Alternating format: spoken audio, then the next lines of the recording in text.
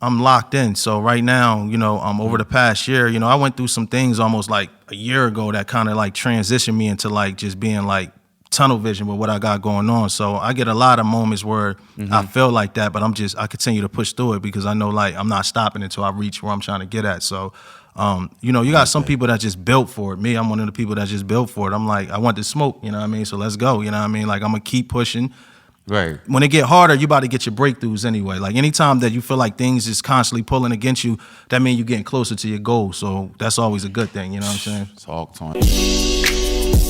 Hip-hop started from the slums of the Bronx, New York. I fell in love with breakbeats, the techniques, b-boying, MCing, crushing whoever was in front of you.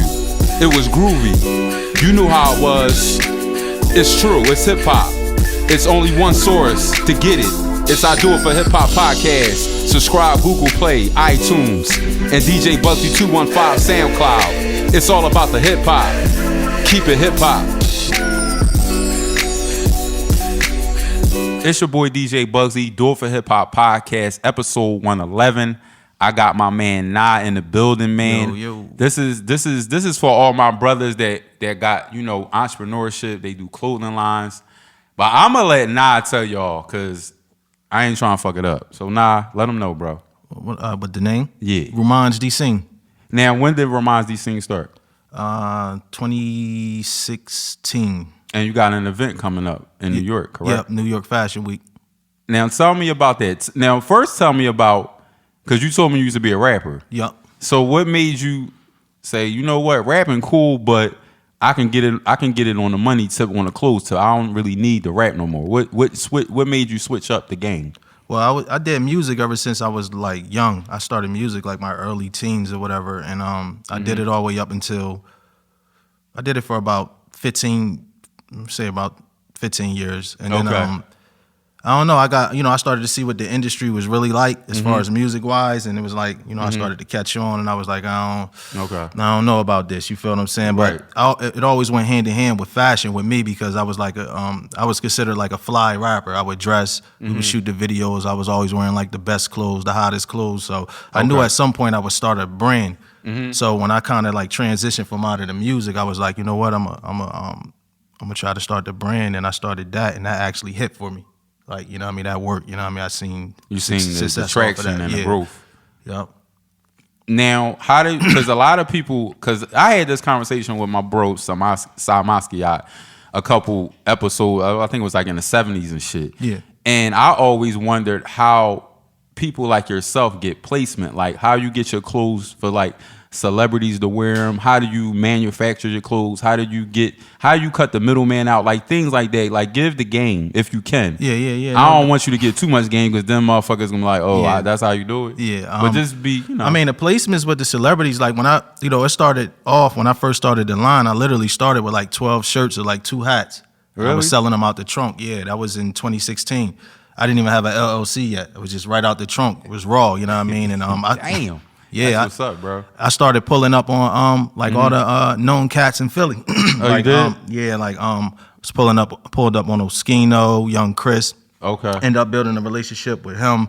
You know what I'm saying? He was actually one of the first people that ever rocked my brand. Really? Yeah. Chris pulled up in the hood, you know what I mean? Chris, Young Chris? Yeah. Okay. Yep. I hit him Instagram, like I hit him up. I knew I had something hot, so when I would send it to him, you know what I'm saying? I'm like, check out what I got, and he liked it, you know what I'm saying? So he like, yeah, I need that. Pull up.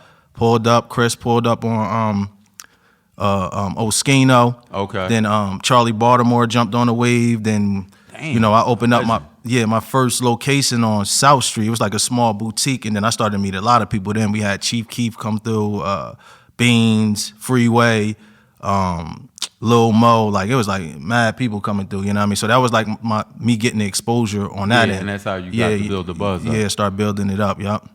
Damn, man, that shit be crazy how, I'm telling you, networking, and you just was networking with the previous guest. Yup. You always got to network. It's nonstop. Right. Nonstop. Now, how did you get to be featured in the New York Fashion Week? Like, how did you break that ground? Some people wish they were on that. Yeah. As a clothing designer. Yeah. But how did you get? For me, it was a mutual friend of mine, you know what I mean, they had forwarded me the information. So we reached out, and then they like did the research on my brand, and then they seen what I did. Like, you know, I've done a lot of stuff with my brand. Like, I've opened stores in the King of Prussia Mall too. I had a loft, Ruemonge Seine loft. You know, I done had placements in all the biggest malls in the tri-state area, from Cherry Hill, Christiana. So when they seen like my resume, they was like, yeah, they was already on it. It was like, we need you, you know what I'm saying? Like, so, you know, we worked it out, and then we ended up doing I ended up doing the deal for Fashion Week with them as the production company. So we putting together like a major show, like it's going, like we about to make history. Really? Yeah. Well, listen, let me put my 2 cents in it now, because it's so crazy that you bringing this up, because my daughter is intrigued with New York Fashion Week. So I'm going to have to probably, because her birthday August 4th, and she wanted me to take her to New York Fashion Week. So me and you got to connect on that. Definitely, for sure. I need them tickets front row. Like, I'm trying to be right there where the motherfuckers walk across and you can see their toes and shit. And I ain't trying to see their toes, but you get what I'm saying. I get what you're saying.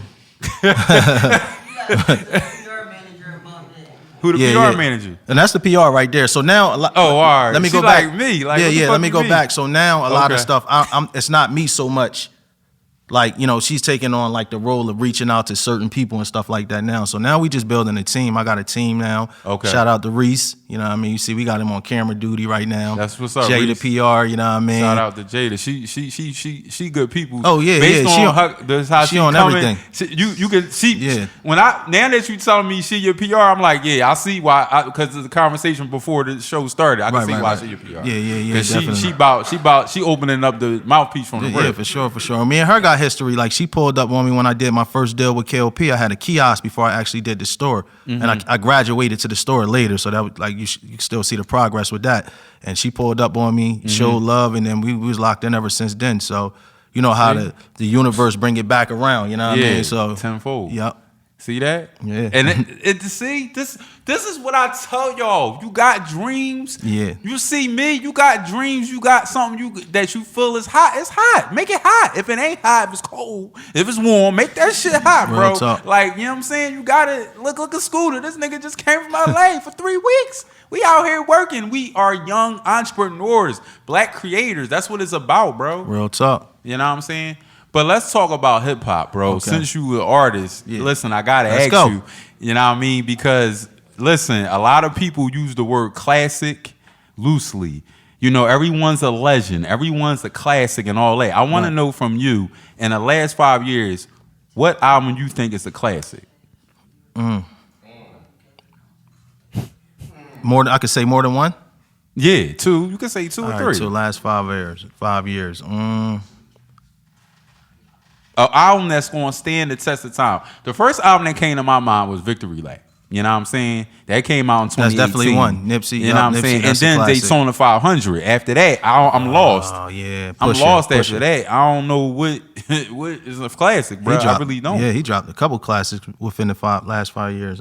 Definitely. That's definitely Victory Lap. Okay. I just want to see if we bumping heads. I want to see if you picking some shit that niggas, you crazy? A lot of these niggas going crazy, man. Nah, I'm on point with it. Definitely Victory Lap. So I'm like, how is that a classic? Yeah. Hove ain't dropped nothing in the last 5 years, did he? I don't know when 444 came out, but I don't think that's a classic though. You don't think that's a classic? No, absolutely not. I mean, I love it, but album. When I look at his other albums, it's like, bruh. Yeah. Like when I Reasonable Doubt, the Black Album, Blueprint, like shit like that. I mean, even American Gangster. A lot of people hold that in high regard. Yeah. You know what I'm saying? But you know, that was his return, because I think he came out with the album prior to that, which was Show Me What You Got. Had that song on there, and a lot of people was like, nah, they wasn't feeling that. Kingdom Come. Yeah, Kingdom Come. But I actually liked it. I did Kingdom too, Come, though. even though motherfuckers saying that's his worst album. I don't think that. Yeah. I feel like, I mean, I don't even think Hov got a worse album. Like, it's like, that's Hov. Like, I don't really feel like he got that. Yeah, no, not at all. People just critique him because they don't understand the different versions of him, you know what I mean, and him growing, you know what I mean? And at some point, he can't rap about the same stuff he rapped about when he first got into the game, you feel what I'm saying? So. Now, I want to ask you, bro, about Ice Cube and Biggie. There was a big conversation about who was the best storyteller. Now, do you get into the storytelling of it? Mm-hmm. Okay. I'm gonna be honest. Like, I wasn't big on. You already know who I'm about to say. I was big on Big, definitely. Like Big, but not Cube. Yeah, I heard like a little of it. You know, Cube was definitely a legend, and he definitely, you know, he would spit. But I'm gonna go with Big because I didn't really hear, like, you know, I wasn't big on all Ice Cube albums. You know, I really like got a chance to hear all of them. You know what I'm saying? But I heard everything that Big ever put out, and Big definitely was a GOAT when it came to like the storytelling. You know what I'm saying? Yeah, man. I don't understand. Like my homie, this nigga is on Facebook right now telling me that Ghostface Killer is #1 best storytelling. I'm like, bro, how? Ghostface was all right though, but I don't think he was #1. Like, what the fuck is we talking about? Nah. Like, no, bro, we not doing that. Nah, not Ghostface. I'm like, and now, mind you, Ghostface, Raekwon, Method Man, like they my top Wu members. Okay. Like when we talking Wu-Tang, they like my top Wu members. Yeah. Definitely Meth. Yeah, for top sure. for me. Yeah. But Meth on some shit. He like, nigga, I'm acting. Y'all niggas got Meth that rap shit. That acting bag, you know what I'm saying? He got in shape, you know what I mean? Is like, that something you would get into? Like, is that acting? Yeah, definitely. Because that's a good way to place your clothes as well. Is that something you thought about? Yeah, definitely. When I was rapping, the first manager that I had, he did like a lot of the film stuff and movies and stuff like that. So I did a movie early on, like very, very early. I wasn't like the best actor at the time, but you know, we experimented with it, you know what I'm saying? Oh, for real? Cool. Yeah. Oh, all right. Yeah. You know, so I played around with that a little bit too, you know what I'm saying? But like in the future, definitely. Like I don't have any limits with what I'm trying to do, you know what I'm saying? If it makes sense, you know what I mean? I feel like it's something I could do, I'm gonna definitely hop on it, you know what I'm saying? Pause. Now, yo, that's the word of words, bro. Pause. Yeah. Cameron crazy. That nigga crazy. That shit with Dwight Howard, that's a whole nother conversation. But yo, this shit is wild out here, bro. It's a fucking zoo. But what I wanted to ask you, you know how clothing lines come out with certain stuff for certain seasons? Yeah. What's your plan for the fall? Do you have a specific signature thing that's coming out for the... Yeah, I got a lot of stuff I'm working on. So I've been working. I started early on fall stuff, so I'm designing. I got like the programs. I do everything hands on as far as the designing, and then we send it to direct manufacturers. So yeah, I got some fire. You know what I mean? I'm trying to take things. I'm going in a different direction with some stuff though. Definitely when I drop. So I'm gonna premiere some of it in Fashion Week too, because that's fall. So yeah. Okay. Yeah. So we just gotta watch and see. We can't give us a little sneak peek, a little. Yeah, definitely. I think I posted something on IG, maybe like a couple pieces that I've been working on or whatever. But like, what's really going to be in the lineup? Like, I'll probably hit around that time because we're gonna have so much hype behind that. So it's like the perfect timing. You know what I mean? So yeah. Now let me ask you this, because being in this field is so competitive, man. But one person that had really succeeded, and I actually interviewed her, Milano Rouge. Right. Who do you grab inspiration? Because when you see someone local like that reach those heights, what does it do for you and how you move? Yeah, like? I was a big fan of Milano. When I first started, she was one of the first that inspired me. Like actually, my first logo, a lot of people compared it to her logo. Really? So they would get it mixed up, and I think she might have heard about it or something. Because when I had my my joint on South Street, she came in that joint. She did? Yeah, she came in and she was just looking around, you know what I mean? She spoke or whatever, you know what I mean? I'm like, what's up? Right. Yeah, and she was looking, you know what I'm saying? It was cool though, you know what I mean? But but getting that comparison so much, you know what I mean? I just, as I grew, I started to, experiment with different logos and stuff like that. Now I probably got like 10, you know what I mean? So yeah, that I switch around, you know what I mean? But the main one is the one you see on the business page that pops up. And when I have my stores and all that stuff, when you see that Ruemonge, France with the scene going down on the side, that's the main logo. And you designed your own logo? Yeah, design the logo. I design everything.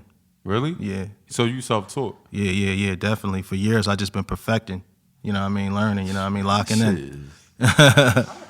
Yo, black people are so talented. Now, I listen, there's other people's talent too. Let me just say that Steve Jobs was a talent motherfucker too. But I'm just for my black folks, you brother. You know what I'm saying? Like we some talent motherfuckers. Like seriously, definitely. Like even Dr. Dre, he just was interviewed and said he was self-taught. I did not know that. Yeah. And that's fucking Dre. Yep. You feel me? And I feel like he one of the best hip hop producers of all time, if not the best. Yeah, definitely. He there. For sure. So listen, bro, what's your 5-year plan? Like, what what is the ultimate goal? Like, where do you see yourself in 5 years as an entrepreneur, and where once you, like I said, drop this clothing line, and do you want to get back into the stores, a franchise? Like, where do you see definitely. your line going? I'm sorry. Soon. I still got contracts with some of the malls. So right now we just focusing on Fashion Week, but around the holidays we'll be dabbling back into that. So it's definitely going to be more mall placements. We actually about to do a tour where we're going to be going from state to state, the biggest malls. You know, really? We locking in. Yeah. I'm working on that, talking to some people about putting that in play. Give it up for this, bro. Let's give it up for Nah, man. Real talk, bro. Appreciate it. That's what it's about, man. Appreciate Seriously, man. Appreciate Seriously, it. bro. And I always tell myself I'm gonna be the biggest brand in the world. And then you gotta keep saying it, man. Real talk. You know, and I be saying that about myself. I mean, now let me ask you this, because you do get moments where you be like, yo, this is some bullshit. Nah, like, all the time. I'm trying to make it, but it's keep being this setback. Yeah. How do you deal with setbacks? I'm locked in. So right now, you know, over the past year, you know, I went through some things almost like a year ago that kind of like transitioned me into like just being like tunnel vision with what I got going on. So I get a lot of moments where I feel like that, but I continue to push through it because I know like I'm not stopping until I reach where I'm trying to get at. So, you know, you got some people that just built for it. Me, I'm one of the people that just built for it. I'm like, I want the smoke, you know what I mean? So let's go, you know what I mean? Like I'm gonna keep pushing. Right. When it get harder, you about to get your breakthroughs anyway. Like anytime that you feel like things is constantly pulling against you, that means you're getting closer to your goal. So that's always a good thing, you know what I'm saying? Talk to him. This bro preaching today. You want some Dame appreciate Dash. it, bro. That's real talk though, because I've seen it. I've seen it for my own self where it's just like, damn. Because I was going through a lot of shit, and then all of a sudden I get an email about Dame Dash, and I'm like, oh fuck, what the fuck is going on here? He seen my shit. I'm like, yo, we about to get it popping. So that's very true. Because it be days where you want to pull a plug. Yeah, definitely. You know, you're gonna feel like that. Every successful person been there. You'll hear their story. They's like, man, it was days like, but you know, when you have no other place to go but up, you know what I'm saying? Like you're gonna just keep pushing. You know what I'm saying? Like you gotta want it. You know what I mean? As bad as you want to breathe. I know people heard that saying before, but that's the truth. Like, you got to really want it. The people who really want it is the people who really get it. You know what I mean? And the ones who just talk about it and not really, that's the results they get. You know what I'm saying? That's a fact, man. Yeah. What's your sign, bro? I'm a Libra. My nigga, man. Air signs, man. We the shit, bro. Yeah, real talk. We the shit, real bro. Talk. She like, no, we ain't. What's your sign? Okay. Yeah, she be bumping heads with the Libras. You rocking with us. When your birthday? June 15th. Damn, mine's June 11th. That's what's up. My sister. Gemini sister. Salute. Salute. So before we go, bro, I do want to ask you a hip-hop question. Okay. Top 5 Philly artists, hip-hop artists of all time. Black Thought. Yes. Mine gonna be a little tricky because I'm still tapped in with you know the newer artists. So I'm gonna say my top 5. Black Thought. Beans, Young Chris, that was one of my, that's my guy. Sure. Young Chris, who else? I like your top. So got two more now. I'm gonna put Meek in there. You know what I mean? I'm gonna put Meek in there. You know what I'm saying? One of the most successful Philly rappers. Who the last person? Reese, give me somebody. Who the last person? Cassidy. We could put Cass in there. Yeah, we could put Cass in there. What you think? Nah, he ain't feeling that. You ain't feeling Cass? Yeah, for sure. Nigga got plaques and #1 hits. Yeah, he definitely was. He had like a commercial be spree. Putting that nigga to the back, so I don't understand it. Cass they be forgetting definitely what that nigga did. Yeah. Especially for the battles. In the DVD era, he's fucking shit up. Him and Swizzy? Yeah, definitely. And he has, he was like fortunate. He had super producer, you know what I mean? For sure. Yeah. But now what about the new art? You said you tapped in with the newer artists, like Leaf and them? Yeah. I mean, a few of them, you know what I mean? Yeah. But, you know, more... they cool, yeah. They cool. Yeah, he crazy, man. Yeah. Well, tell the people how they can check your clothing line out. All right. I got a website, RuemongeTheScene.com. Instagram is the business page is at the House of Ruemonge. My personal page is the real _Nye_, and then Facebook is Ruemonge the Scene, and TikTok is Ruemonge the Scene.